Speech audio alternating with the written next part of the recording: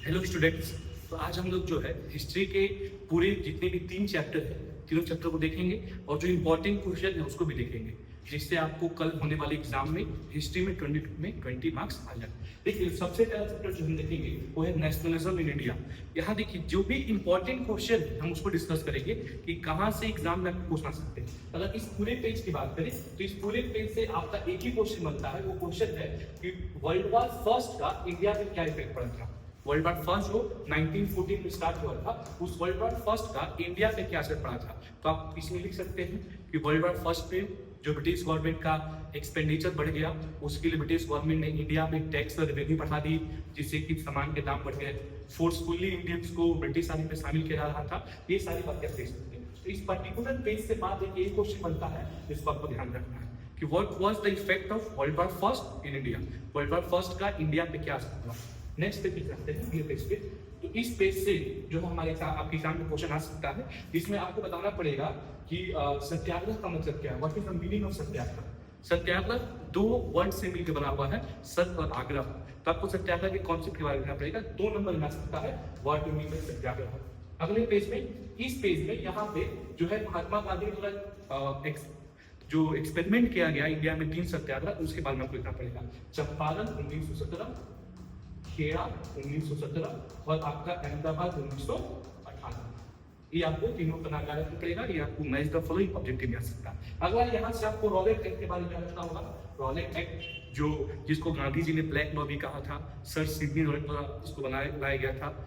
Imperial legislative council ने जो है इसको पास किया था, जिसमें 2 साल के लिए जेल की बात होती है। तो इस पर्टिकुलर चैप्टर से आपको 2 बातें ध्यान रखनी है, इन तीनों सत्याग्रहों के बारे में और आपका इस रॉलेट एक्ट के बारे में। अगला पेज इस पेज में आपको यहाँ से जलियांवाला बाग के बारे में याद रखना है। 13 अप्रैल 1919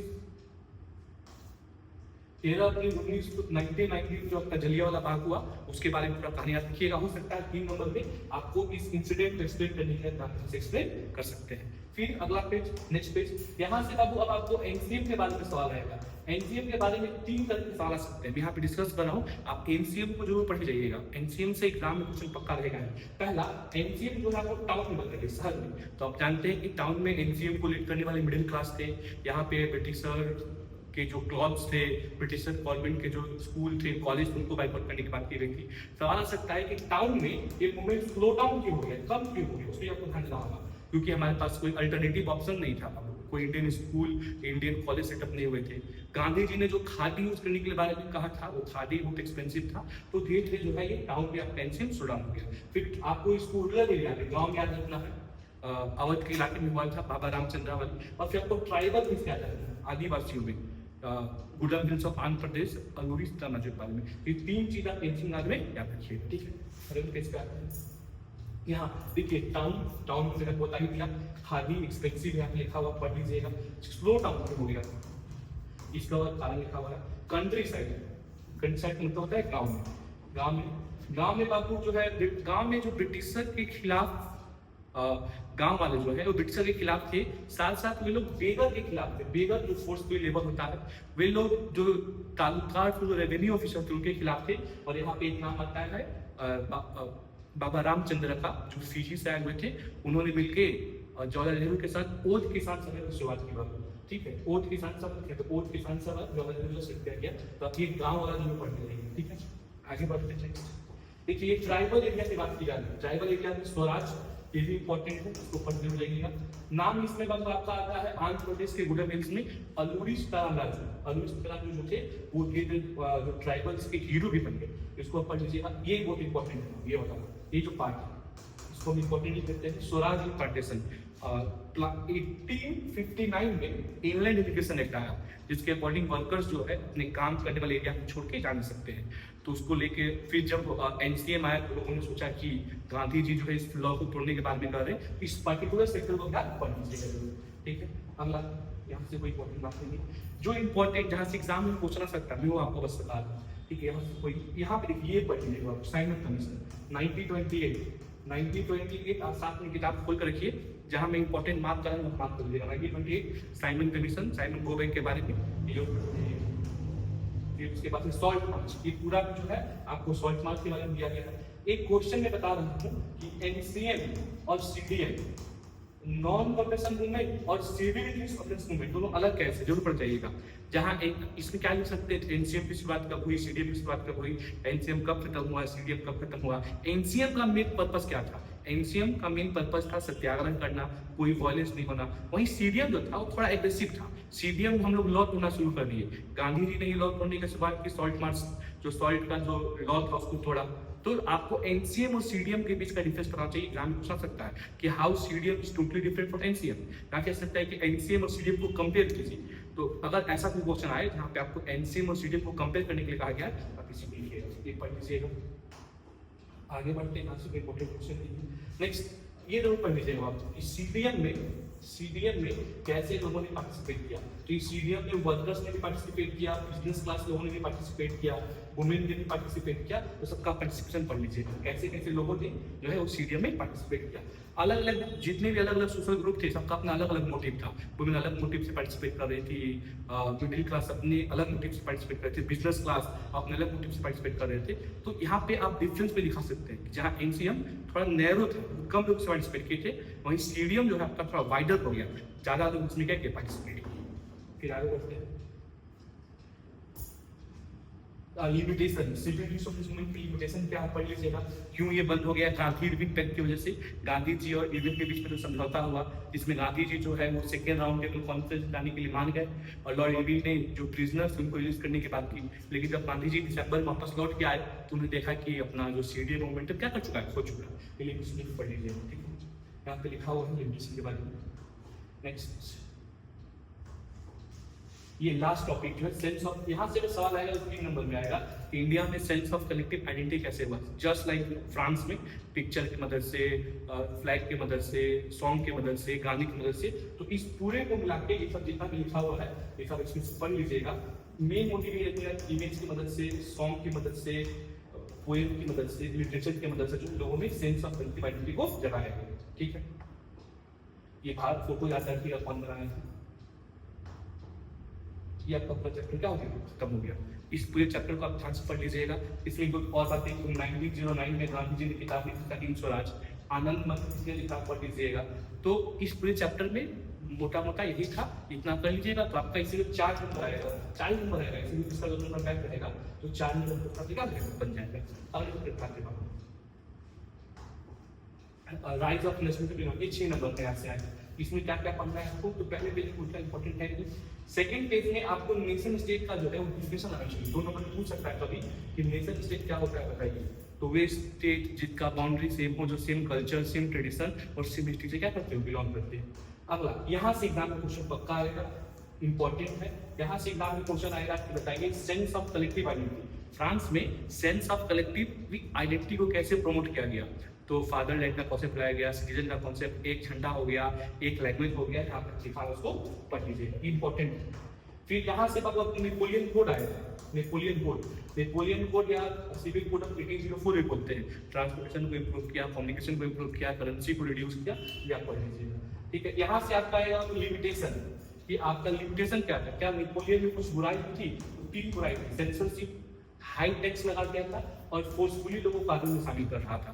ये 3 ड्रॉबैक और लिमिटेशन भी थी किस नेपोलियन में, आप इसको पढ़ लीजिएगा।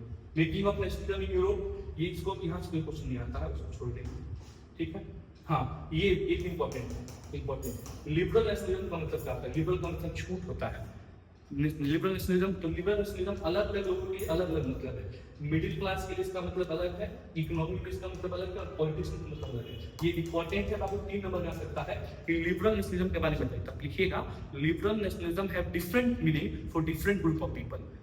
इकोनॉमी में इसका मतलब है कि मार्केट ओपन, लिबरलिज्म का मतलब सब लोग मार्केट में ट्रेड कर सके, व्यापार कर सके, टैक्स कम। पॉलिटिक्स में लिबरलिज्म का मतलब है कि डेमोक्रेसी आ जाए, जो किंग का ऑटोक्रेटिक पावर है वो खत्म हो जाए, और इंडिविजुअल, एक व्यक्ति के लिए, मिडिल क्लास के लिए लिबरलिज्म का मतलब है कि इक्वलिटी बिफोर लॉ आ जाए, सबको वोट देने का अधिकार मिले। इसको ध्यान से जरूर पढ़ के जाइएगा।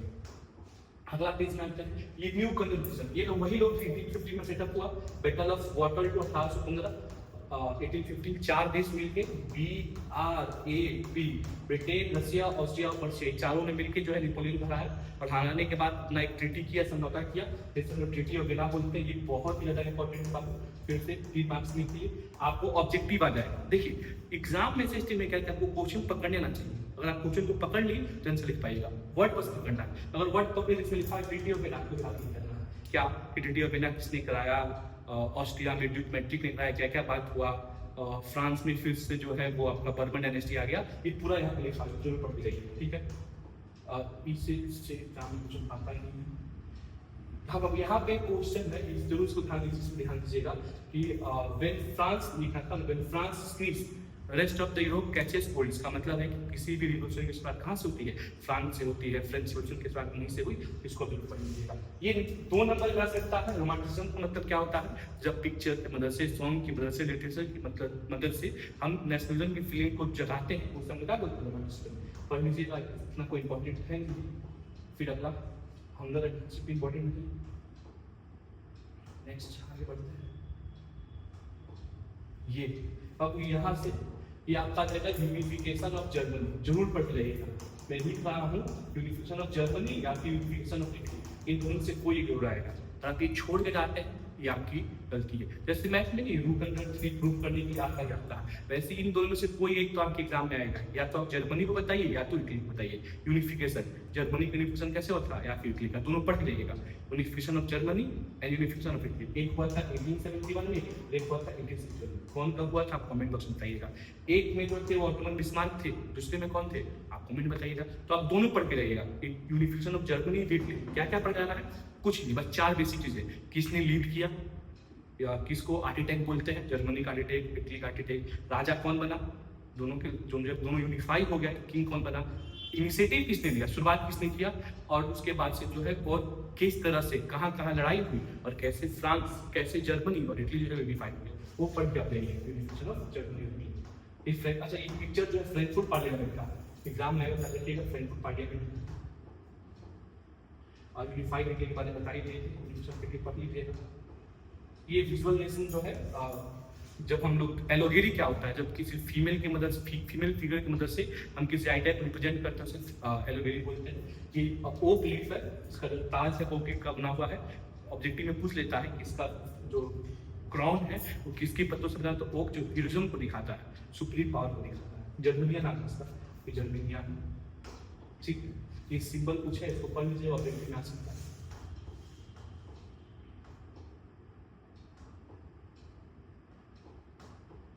ये चैप्टर का खत्म हो गया, इतना कर लीजिएगा तो आपको नेशनलिज्म यूरोप में एक भी क्वेश्चन छूटेगा। एक और क्वेश्चन जो है वो लैंग्वेज का, language play important role, language important role play करता है। इसमें आप पोलैंड की कहानी को लिखिएगा और आप फ्रांस की कहानी को लिखिएगा। कैसे पोलैंड में जो पोलिश लैंग्वेज को लेकर लड़ाई हुआ था, और फ्रांस कैसे अपना फ्रेंच लैंग्वेज को बना के उसको एक हथियार लेके, एक पिपल लेकर लड़ा था, जीत गया था। तो आप लैंग्वेज वाला क्वेश्चन याद रखिएगा। How language play important role in developing the feeling of nationalism, nationalism की फीलिंग को डेवलप करने के लिए लैंग्वेज कैसे इंपॉर्टेंट रोल प्ले करता है, आप वहां से पढ़ लीजिएगा। Print culture and modern world 6 number का है, खूब बड़ा चैप्टर है, लेकिन ज्यादा लोड नहीं लेना, जो मैं बता रहा हूँ उसको आपको पढ़ लेना। यहाँ से आपको फर्स्ट प्रिंटेड बुक के बारे में पढ़ना है। 3 देश के बारे में, चाइना, जापान, कोरिया। जापान की बुक कैसे है वो पढ़ लीजिएगा, बुद्धिज्म से ले गए। यहाँ से क्वेश्चन आता है कि देखते देखते चाइना का जो संघाई है वो प्रिंट एंड कल्चर का हब बन गया, क्यों? तो उसका आंसर बताना पड़ेगा कि बहुत सारे प्रिंटेड मटेरियल का जरूरत पड़ता था, सिविल सर्विस एग्जाम क्रैक करने के लिए मर्चेंट लोग भी जो है वो इस्तेमाल करना शुरू कर दिए। तो इस पार्टिकुलर पेज से 2 क्वेश्चन बनता है कि जापान में कैसे प्रिंट आया, और चाइना जो है वो, चाइना का संघाई जो है वो देखते देखते प्रिंट एंड कल्चर का हब कैसे बन गया, उसको आप देख लीजिए, ठीक। अगला आते हैं नेक्स्ट। यहाँ से प्रिंट कम्स टू यूरोप, पहले आपका पेपर आएगा सिल्क रूट की मदद से, फिर आपका जो है वो प्रिंट टेक्नोलॉजी आ जाएगा, इसको पढ़ लीजिए। नेक्स्ट, हाँ ये भी इंपॉर्टेंट है। गुटेनबर्ग, प्रिंटिंग प्रेस गुटेनबर्ग का है, कैसे उन्होंने बनाया, वो 2 तरह का नॉलेज अप्लाई किए, एक वो मर्चेंट भी थे, व्यापारी भी थे, गोल्ड बनाने का काम करते थे, और वो जो फार्मर भी थे, दोनों नॉलेज को जोड़ के उन्होंने पहला प्रिंटिंग प्रेस बनाया। उसके बाद पढ़ लीजिए। फिर नेक्स्ट, प्रिंट रिवॉल्यूशन एंड इसका इम्पैक्ट इंपॉर्टेंट है, बहुत इंपॉर्टेंट है कि प्रिंट रिवॉल्यूशन का इम्पैक्ट क्या पड़ा। तो सबसे पहले जो पब्लिक सुनने वाली थी, पब्लिक पढ़ने वाला बन गई, किताब का डिमांड बढ़ गया, उसको पढ़ लीजिएगा, ठीक है। ये बहुत जरूरी है, ये इंपॉर्टेंट फिर से बता रहा हूँ कि कैसे जो है वो बुक जो है वो इरिलीजियस थॉट को फैलाने में जो है वो सक्षम हो गया।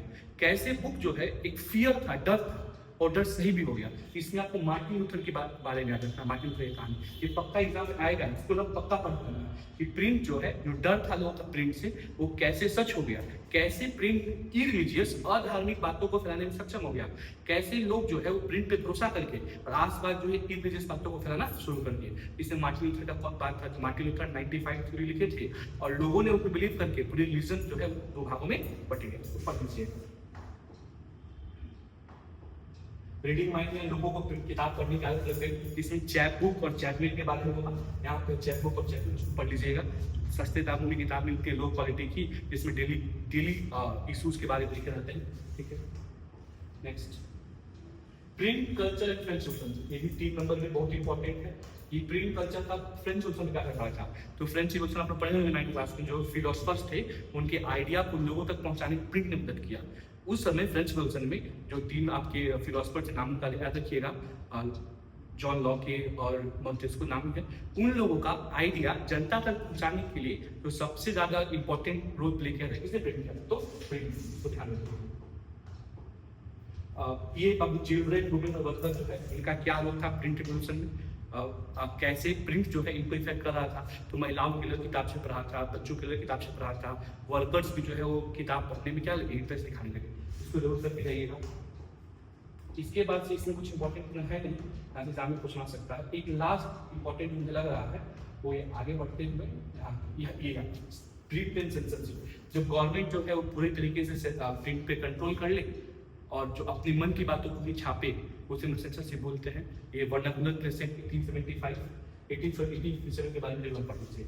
ये आपका तीनों चैप्टर हो गया, इंडिया भी हो गया, यूरोप भी हो गया और प्रिंट भी हो गया। एक लास्ट चैप्टर है, 2 नंबर का क्वेश्चन आता है, मेकिंग ऑफ ग्लोबल वर्ल्ड। बहुत आसान चैप्टर है, इसमें आप बस 4 चीज याद रखिएगा। पहला, सिल्क रूट के बारे में याद रखिएगा। सिल्क रूट के बाद आप याद रखिएगा कि कैसे जो है फूड, खाना जो है इंपॉर्टेंट रोल प्ले करता है, ठीक है। और तीसरा जो है वो आप याद रखिएगा यूएसए के बारे में। देखिए यहाँ पे फूड, देखिए सिल्क रूट के बारे में याद रखिएगा, फूड ट्रेवल, फूड के बारे में याद रखिएगा। तो इसके बाद याद रखिएगा इसमें जो है ये डिजीजेस के बारे में, बीमारी के बारे में, एक बीमारी जो पहुंच जाती है अमेरिका, लोगों को मार देती है, चिकन पॉक्स, और उसका इस्तेमाल करके लोग जो है वो पूरी अमेरिका पे कब्जा कर लेते हैं। तो ये वाला पार्ट जो है पढ़ लीजिएगा, इससे बाहर इसमें कुछ नहीं आएगा। ये पूरा हिस्ट्री मैंने रिकॉल करा दिया। अब भी आपको कोई डाउट हो मुझे कमेंट बॉक्स में जरूर लिखिएगा। और ऑल दी बेस्ट आप सभी के को, जैसे मैंने बताया है वैसे लिखिएगा, फ्लोचार्ट का इस्तेमाल कीजिएगा, पहले हिस्ट्री लिखिएगा, मैप सबसे लास्ट में उसको अटैच कीजिएगा। तो आई एम डैम श्योर कि आपका एग्जाम बहुत ही अच्छा जाएगा।